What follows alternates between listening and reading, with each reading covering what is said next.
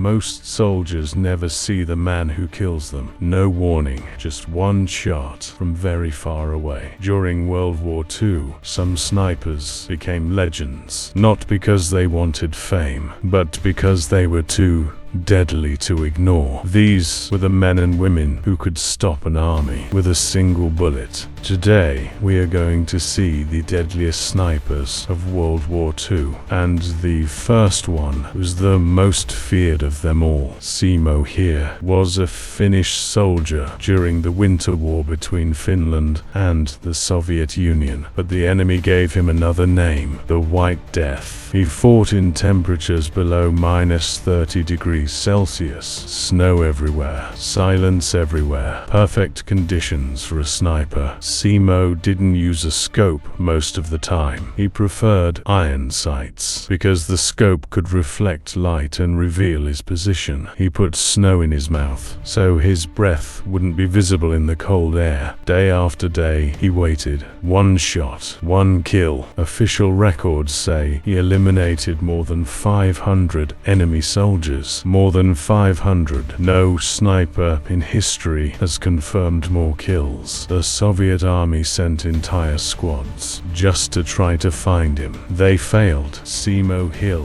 survived the war after being shot in the face by an explosive bullet. Most soldiers would die instantly. He didn't. He stayed alive and lived until old age. Of the deadliest sniper ever. Walked away alive. But he wasn't the only one. During the Battle of Stalingrad, one sniper became a symbol of resistance. But what few people know is that he also appears in the manga record of Ragnarok. In this manga, legendary warriors from history fight against gods to decide the fate of humanity, and Simo Häyhä was chosen as one of the human representatives. In the manga, he appears wearing winter clothes, holding his rifle exactly as in real life, which excited many fans since he is considered one of the most dangerous humans to have ever existed.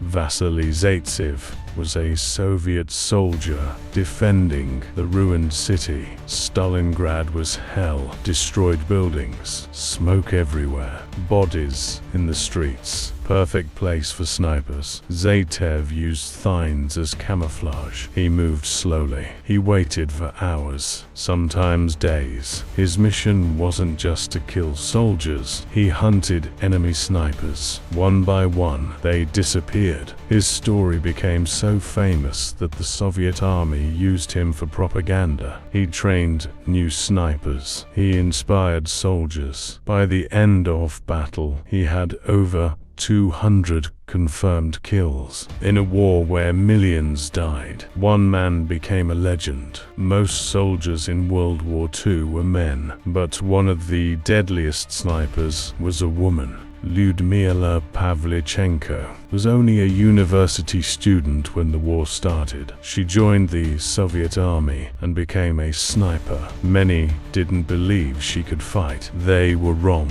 She fought in Odessa and later in Sevastopol. She stayed in the battlefield for months. Cold, hunger, wounds, death everywhere. But she kept shooting. Official records say she eliminated more than they disappeared. His story became so famous that the Soviet army used him for propaganda. He trained new snipers. He inspired soldiers. By the end of battle, he had over 200 confirmed kills. In a war where millions died, one man became a legend. On the other side of the war, Germany also had deadly snipers. One of them was Matthäus Hetzenauer. He fought on the Eastern Front, one of the most brutal places in history. Snow, mud, endless battles. Hetzenauer was known for shooting at extreme distances, sometimes over 1,000 meters. He stayed hidden for hours, waiting for the perfect moment. One mistake, and he would die. By the end of the war, he had more than 300 confirmed kills. Not many soldiers soldiers survived that long on the Eastern Front. He did, because he was one of the best. Snipers don't fight like normal soldiers. They wait, they watch, they choose the exact moment. In World War II,